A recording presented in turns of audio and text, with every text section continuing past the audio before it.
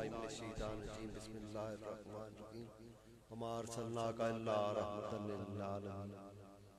ऐ महबूब भेजा हमने आपको बनाकर तमाम जहानों के लिए रहमत। जुल्फ वल लैल वद्दुहा चेहरा,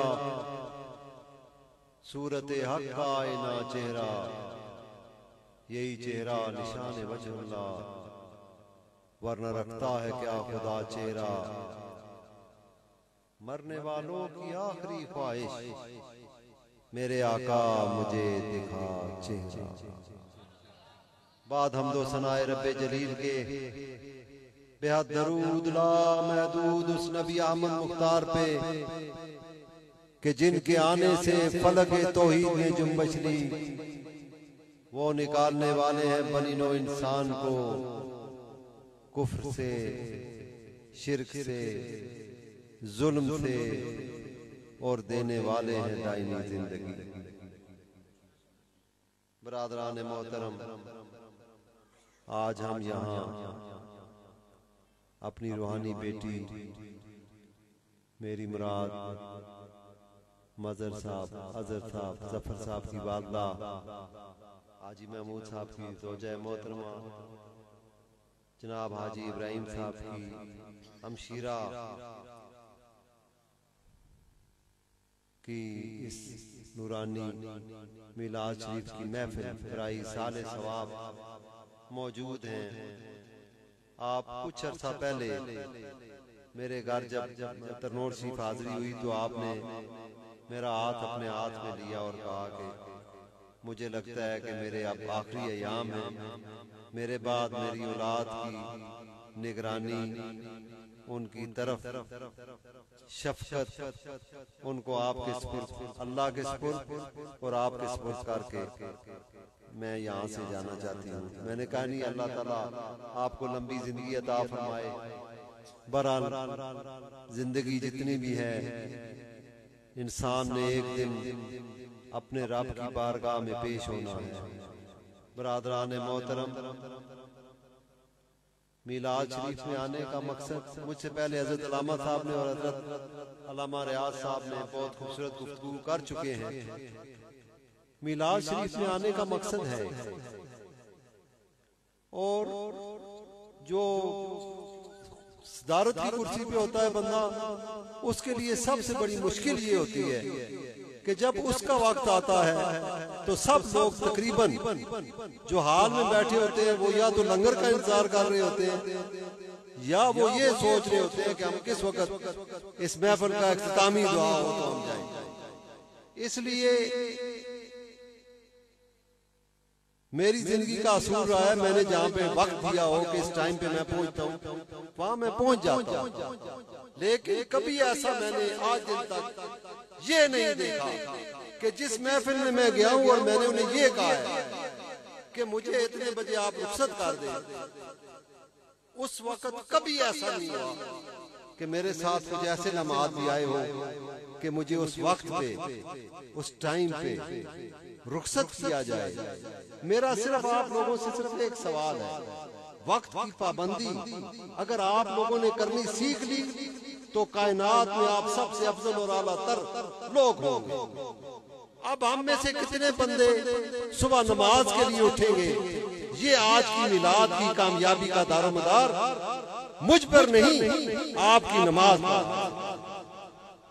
मेरे दोस्तों, यहाँ पर आकर बैठकर लंगर खाकर यहाँ से रुखसत तो हो जाते हैं, लेकिन जो हम रोजाना आपके सामने गुफ्तगू करते हैं उसका 5% भी आपके ऊपर, खुदा की कसम, कायनात का कोई वली, कोई पीर, कोई मुजद्दिद, कोई गौस, अल्लाह की कसम आपकी एक नमाज की माफी नहीं देंगे। मेरे दोस्तों, अब हम क्या कहां पर आपकी रहनुमाई करें? इसलिए मैं तकरीर आज जो मौजू था उससे थोड़ा सा मुख्तसर करके कुछ बातें आपके ज़हन में रखना। या रसूल अल्लाह के नारे लगाना अपनी जगह पर, लेकिन क्या जब मस्जिद से अल्लाह अकबर की सदा आए तो तो हम कितने आशिक हैं, सवाल वहां पर आकर हजरत अवैस करनी रज़ी अल्लाह ताला अन्हु आपकी वालिदा आपको ये कहती है कि जाओ अपने आका से मिलकर आओ, लेकिन तुमने जाना है और वापस आना है उल्टे पांव, मस्जिद शरीफ में जाना। ये हुक्म था वालिदा। आप तशरीफ लेकर जाते और जिस वक्त आप मस्जिद शरीफ में दाखिल होते हैं, हजूर अपने हुजरा मुबारक की तरफ चल पड़े।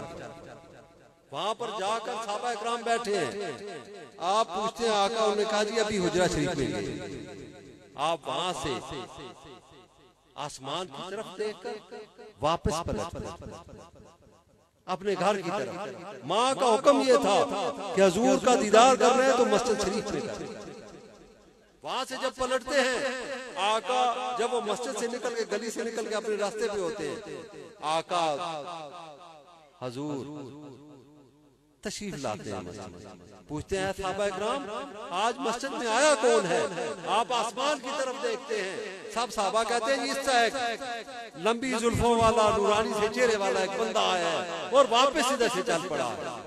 आपने कहा वो अवैस करनी था, अल्लाह की कसम आसमान से जमीन की तरफ नूर आता हुआ देखा है, लेकिन अवैस ऐसा बंदा है जिसका नूर आज आसमान की तरफ।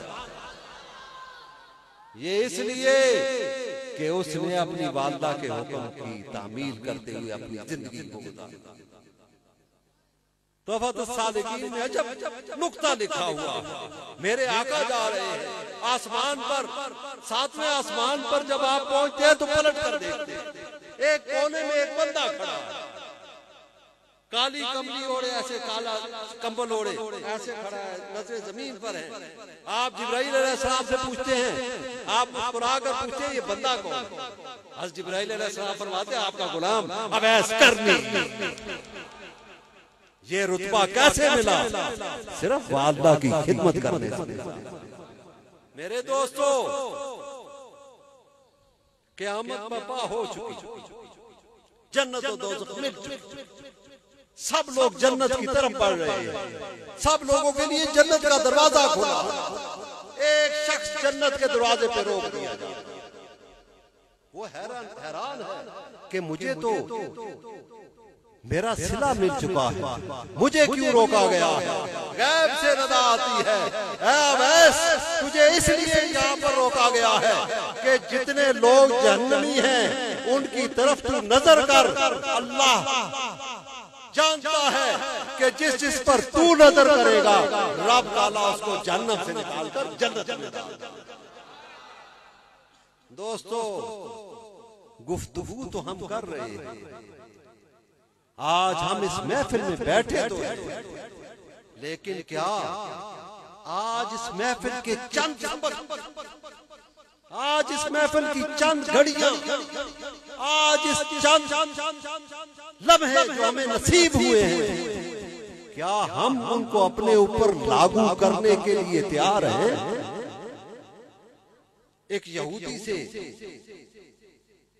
एक ईसाई ने सिर्फ ये तहकीक की कि पूरी कायनात में 58 लाख यहूदी है और 75 नोबेल इनाम पूरी साइंस में, फिजिक्स में, केमिस्ट्री में, मैथ्स में, ह्यूमन साइंसेज में, जिस तरफ देखा जाए उसमें जनाब जो नोबेल इनाम है वो यहूदियों के पास।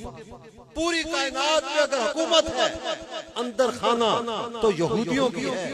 उस ईसाई ने 30 साल सर्फ किए अपने, 30 साल उसने तहकीक की। तहकीक करने के बाद वो एक दिन खड़ा हुआ और एक 85 साल के यहूदी से पूछा, उसने कहा मैं 30 साल से थक हार के बैठ गया, मैंने तुम्हारी किताब भी पढ़ी, उसमें भी देखा है, मैंने तुम्हारे ओल्ड टेस्टामेंट भी पढ़े हैं, तुम्हारी तमाम किताबें, तुम्हारे जो बुजुर्गों के अक़वाल थे वो भी पढ़े हैं। मैं इस नतीजे पे नहीं पहुंच सका कि तुम किस तरह अपनी औलाद की तरबियत करते हो कि वो पैदा होते ही रॉयल ज़हन रखते हैं, वो पैदा होते ही हुकूमत के बारे में जानना शुरू कर देते हैं। वो पैदा होते ही कुछ अरसे के बाद जब उनको समझ आती है, वो दुनिया के ऊपर हुकूमत करने का सोच रहे हो।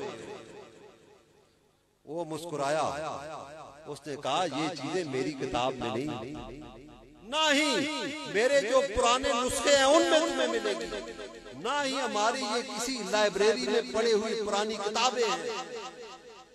ये हमने सीखे हैं तो इस्लाम से, ये नुक्ते हमें पता चले हैं तो मोहम्मद मुस्तफा की जात से पता चला। बरादरान मोहतरम, हम अपनी औलाद की तरबियत कैसे करते हैं? सवाल ये है, आज की इस नूरानी महफिल से उठ के जाने वालों, अल्लाह के लिए फजर की नमाज को कज़ा न करना आज, वरना हम पर बहुत सारे और बोझ आ जाएंगे। मेरे बच्चों, 5 वक्त की नमाज अगर मस्जिद में पहुंच सकते हो तो पहुंच जाया करो, वरना जहां पे भी जगह मिले, जहां पे रास्ते में, अल्लाह के लिए खड़े होकर नमाज कायम करो। दूसरे नंबर पर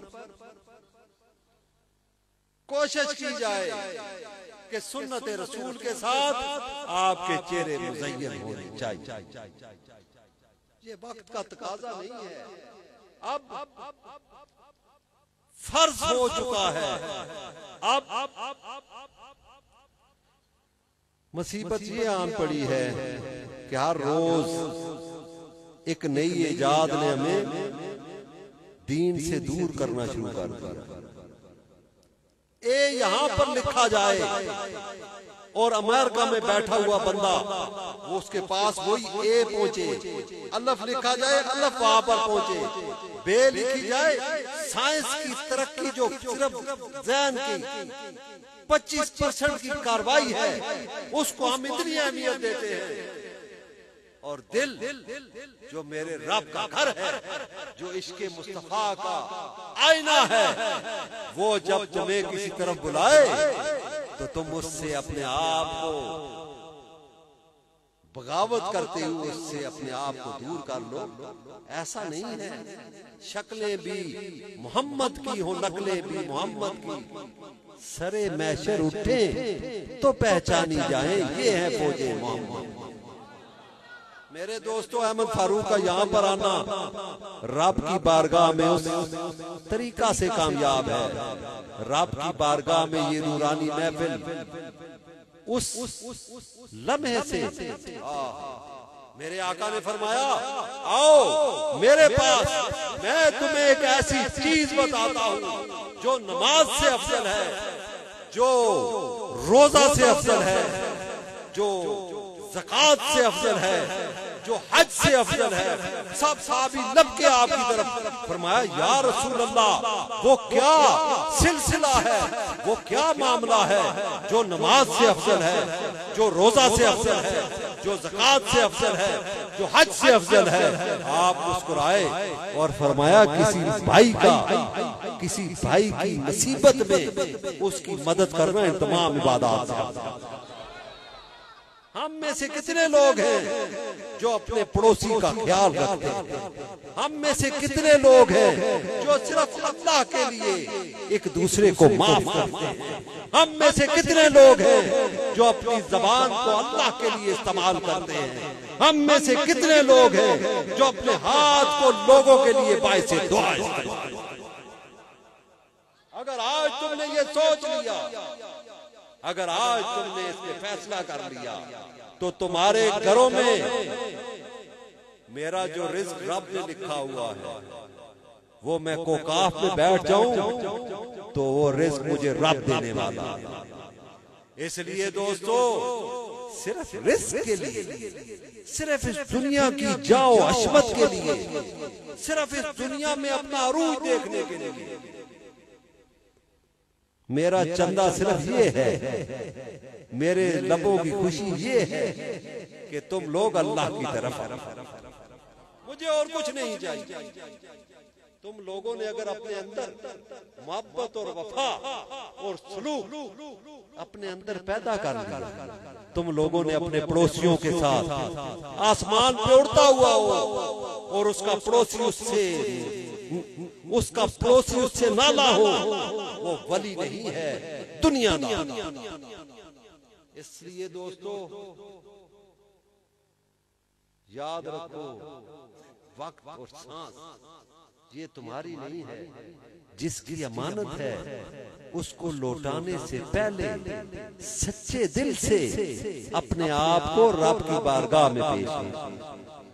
जब तुम ऐसा करोगे फिर तुम्हारे पीछे, तुम दुनिया के पीछे नहीं होगे, दुनिया तुम्हारे पीछे आती है। आज की इस महफिल की इख्तितामी सिलसिलों में मैं एक हॉस्पिटल बना रहा हूँ ज़ैदाबाद शरीफ तरनोल में। उसमें इंशाअल्लाह ताला एक कमरा इनकी वालदा के नाम का, चूंकि वो फ्री अस्पताल है और अब अपने आप आखिरी मराहिल में है, और इंशाअल्लाह ताला 5 अप्रैल को मैं उसका इफ्तिताह कर रहा हूँ। उसमें एक कमरा इनकी वालदा के इसाले सवाब के लिए मैं अपनी तरफ से वो पेश करूँ। इस अरसे में हमसे एक और हस्ती जो हमारे बाजू भी थे, हमारे भाई भी थे, हमारे दोस्त भी थे, हम उनके साथ अपने दिल की गुफ्तगू किया करते थे। मेरी मुराद हाजी मोहम्मद इकबाल साहब मंसूराबाद से। वो हमें बहुत इस अरसे में जब बहुत ज्यादा जरूरत हो किसी की, उस वक्त वो हमें दाग बरकत देकर रब की बारगाह में पेश हो गए। हम रोजाना उनके लिए खत्म शरीफ और दुआ करते हैं, और इंशाअल्लाह ताला जब तक हमारी सांसें, हमारी औलाद भी उनको कभी भी किसी जगह पे नहीं भूलेगी।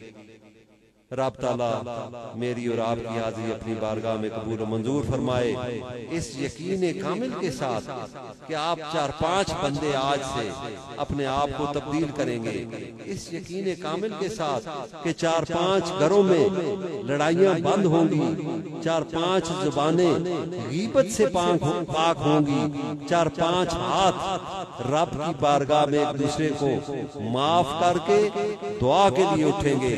रब ताला मेरे जो टूटे फूटे अल्फाज हैं इन पर रब ताला आपको अमल करने की मुझे भी तौफीक अता फरमाए, आपको भी तौफीक अता फरमाए, और रब ताला एक दूसरे को माफ करने की तौफीक अता फरमाए।